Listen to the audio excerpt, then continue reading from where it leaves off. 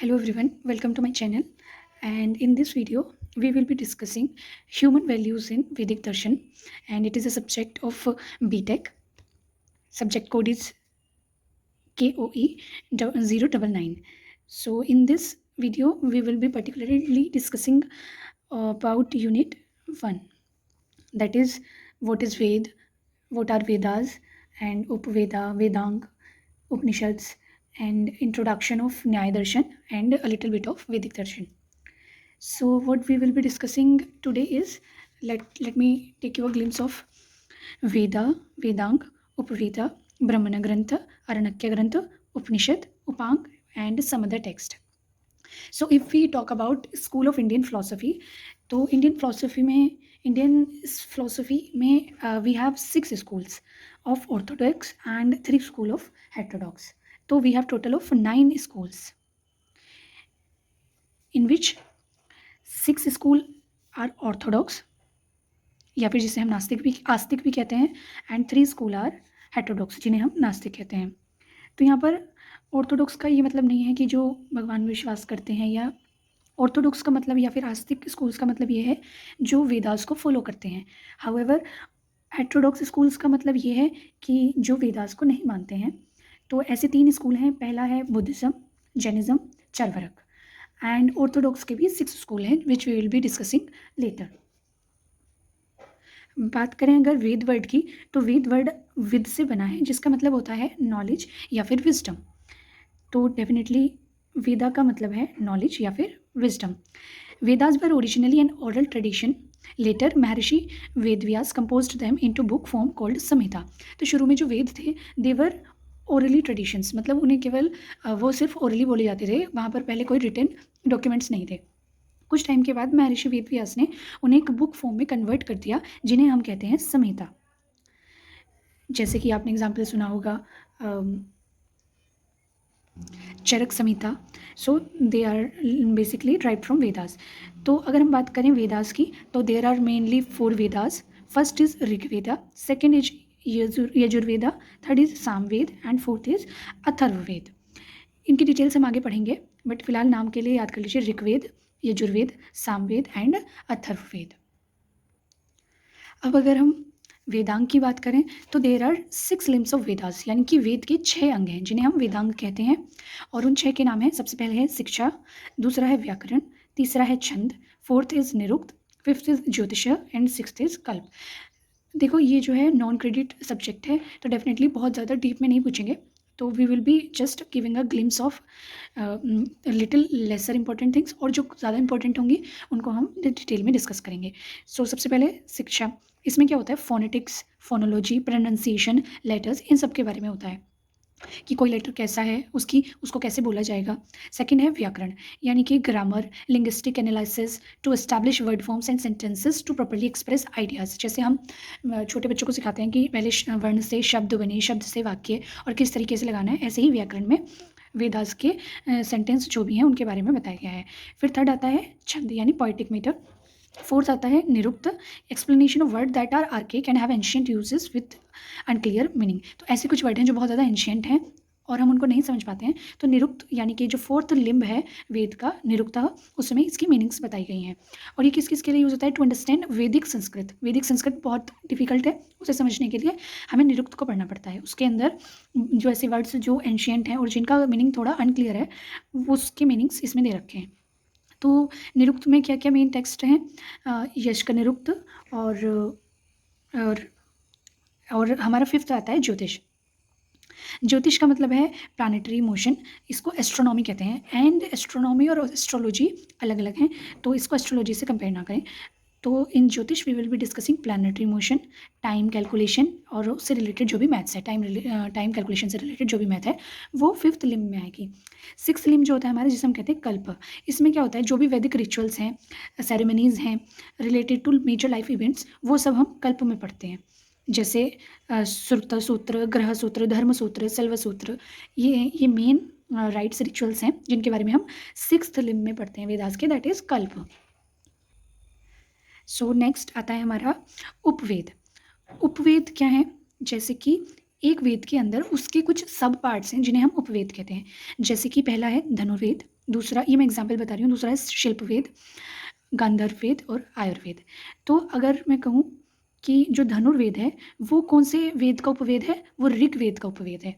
अगर हम शिल्प वेद की बात करें या फिर अर्थवेद की बात करें, तो शिल्प वेद और अर्थवेद, जो शिल्प वेद है that is from Yajurveda, and अगर हम गांधर्व वेद की बात करें तो दैट इज़ फ्रॉम सामवेद, और आयुर्वेद जो है वो हमारा अथर्ववेद से लिया गया है।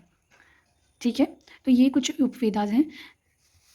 अब हमारे पास आता है ब्राह्मण ग्रंथ, फिर आता है आरण्यक ग्रंथ, और उसके बाद आते हैं उपनिषद। तो जो ब्राह्मण ग्रंथ हैं और आरण्यक ग्रंथ हैं ये हमारे AKTU सिलेबस के हिसाब से इतने इंपॉर्टेंट नहीं है, उसमें मेन इंपॉर्टेंट है वैदिक दर्शन, जो हम आगे बात करेंगे। तो अगर अब हो सकता है 2 मार्क्स का क्वेश्चन आ जाए उपनिषद से, उपनिषद एक बार देख लेते हैं।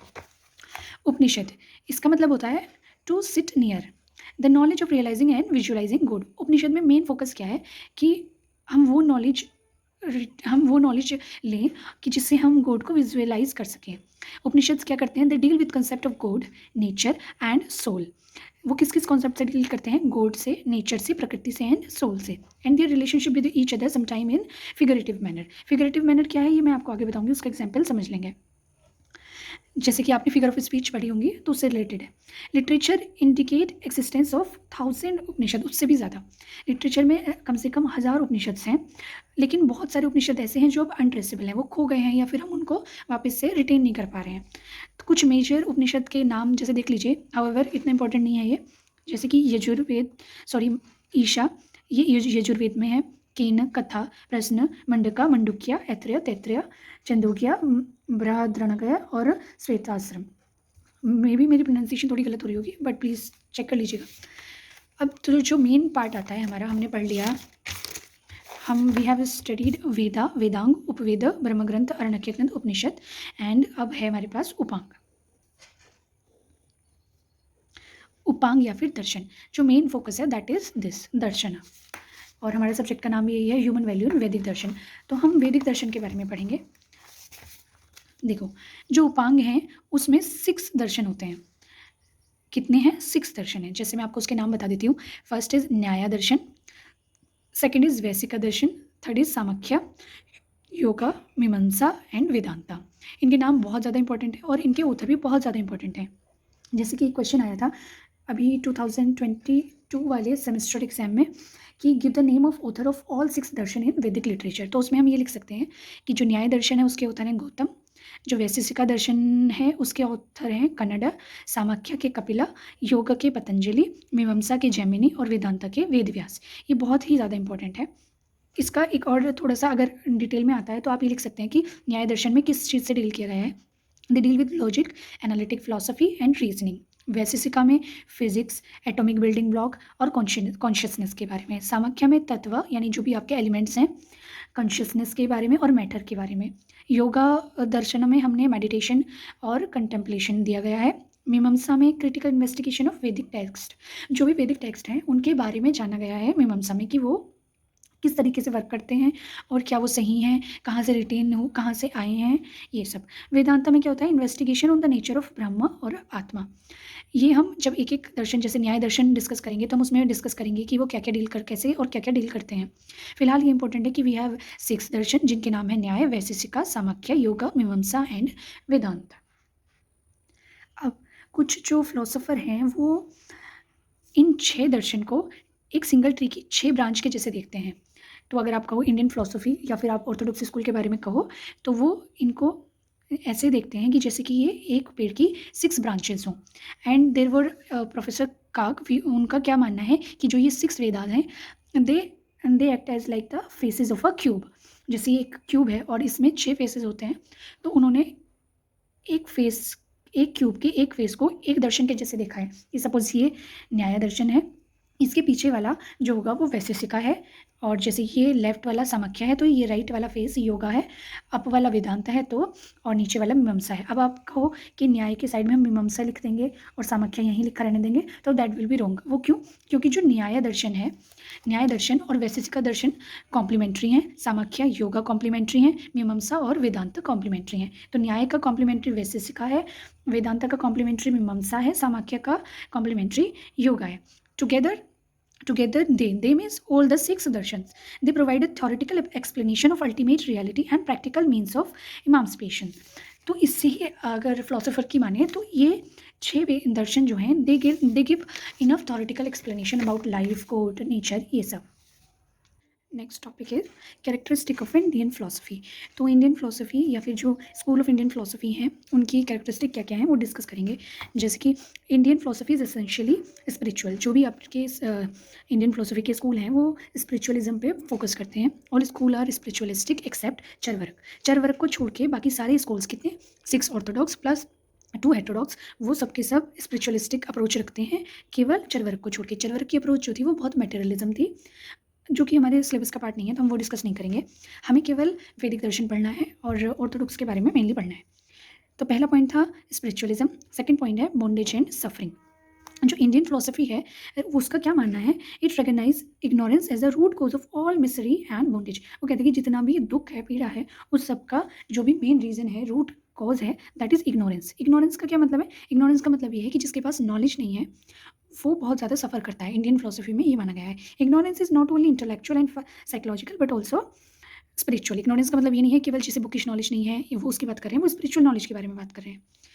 थर्ड पॉइंट है बिलीव इन कर्मा. सारी इंडियन फिलोसफी बिलीव करती है कर्मा में. All school accept law of karma. सारे स्कूल लॉ ऑफ कर्मा को एक्सेप्ट करते हैं. Liberation from this wheel of karma is called moksha. और जैसे कि आपको पता ही है कि इस कर्म व्हील से अगर आपको लिबरेशन चाहिए, आपको फ्रीडम चाहिए, आपको इससे बाहर निकलना है तो आप उसको हम कहते हैं मोक्ष. अब जो है फोर्थ, ये हमारे 3 पॉइंट हो गए. पहला स्पिरिचुअलिज्म, दूसरा है इग्नोरेंस ही. किसका इग्नोरेंस ही रीज़न है सफरिंग का, मिसरी का. और जो थर्ड है सारे स्कूल लॉ ऑफ कर्मा को फॉलो करते हैं. फोर्थ हमारा पॉइंट है they all believe in doctrine of soul. All orthodox school यानी कि 6 के 6 ऑर्थोडॉक्स इंडियन सिस्टम वो एक्सेप्ट करते हैं doctrine of a timeless entity की. हमारे पास कोई ऐसी चीज़ है जो बिल्कुल टाइमलेस है, जिसको हम क्या कहते हैं, कुछ उसको आत्मा कहते हैं, कुछ उसको पुरुष कहते हैं और कुछ उसको जीव कहते हैं. तो अलग अलग दर्शन में अलग अलग इसके नाम रखे गए हैं. तो basically we have a timeless entity और जिसे हम सोल कह सकते हैं. तो हमारी जो इंडियन फिलोसफी है वो इसमें बिलीव करती है. अब जैसे अगर मैं आप कहो कि सोल क्या है तो सोल की डेफिनेशन अलग अलग दर्शन के हिसाब से अलग अलग है. जैसे हमारा पहला टॉपिक है न्याय दर्शन तो हम केवल उसका पढ़ेंगे. न्याय दर्शन क्या कहता है, it is a qualityless, characterless and indeterminate unconscious entity. कि हमारे पास कोई एक ऐसी चीज़ है जिसकी ना कोई क्वालिटी है ना कोई कैरेक्टर है और वो जो है अनकॉन्शियस है, तो उसको उन्होंने कहा गया है सोल. कैरेक्टरलेस का मतलब डोंट कंसिडर इट निगेटिव.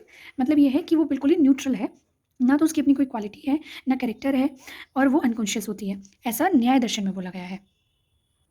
अब जैसे मैंने पहले कहा था कि हम इस वीडियो में पहले स्कूल की बात करेंगे, न्याय दर्शन की बात करेंगे. तो यहाँ पर है पहला स्कूल न्याय स्कूल यानी न्याय दर्शन. तो जैसे बताया मैंने न्याय दर्शन के फाउंडर कौन है या फिर उत्तर कौन है, गौतमा. तो Nyaya means argumentation. Nyaya is a system of atomic pluralism and logical realism. It is allied to the Vaisheshika system. ये किस सिस्टम का अलाइनमेंट है, वैशेषिका. अभी जैसे मैंने पहले बताया था न्याय स्कूल और Vaisheshika school they both are complementary. और न्याय दर्शन में हमने प्लूरलिज्म के बारे में बात की है और लॉजिकल रियलिज्म के बारे में बात की है. जो प्लूरलिज्म और लॉजिकल रियलिज्म है ये कीवर्ड्स हैं. अगर आपको न्याय स्कूल के बारे में लिखने को आएगा तो आप सबसे पहले लिखेंगे कि न्याय स्कूल के ऑथर कौन है या फाउंडर कौन है. उसके बाद हम ये लिखेंगे कि इसमें क्या डील किया गया है, एटॉमिक प्लूरलिज्म, लॉजिकल रियलिज्म. और ये किसके साथ अलाइड होता है, वैशेषिका सिस्टम. ये बहुत ही कीवर्ड है, ये मैंडेटरी है लिखने. और जो हमारे पास न्याय स्कूल में बताया गया है कि हम जो भी हमारी एपिस्टोमोलॉजी है यानी ज्ञान है वो 2 तरीके का होता है. दैट इज़ प्रमा एंड अप्रमा. प्रमा का मतलब है वैलिड नॉलेज, अप्रमा का मतलब है इनवैलिड नॉलेज. तो हाँ, क्या बताया गया है न्याय स्कूल के अकॉर्डिंग कैसी नॉलेज है, 2 नॉलेज है. दैट इज़ फर्स्ट प्रमा एंड सेकेंड इज़ अप्रमा. तो जैसे ये क्वेश्चन आया था कि न्याय स्कूल में प्रमा क्या है तो उसमें हम ये लिख सकते हैं. तो इस बेसिस पे ये जो है एक इंपॉर्टेंट टॉपिक बन जाता है. तो हमारे पास कैसी नॉलेज है, 2 टाइप ऑफ नॉलेज है. पहली है वैलिड और दूसरी है इनवैलिड. अब अगर आपको नॉलेज चाहिए तो आप नॉलेज किसी सोर्स से लेते हैं. तो ऐसे ही प्रमा के लिए हमारे कौन कौन से सोर्स हैं वो हम यहाँ पर देखेंगे. टू अचीव प्रमा यानी कि प्रमा क्या है, वैलिड नॉलेज. हमें प्रमाणस चाहिए.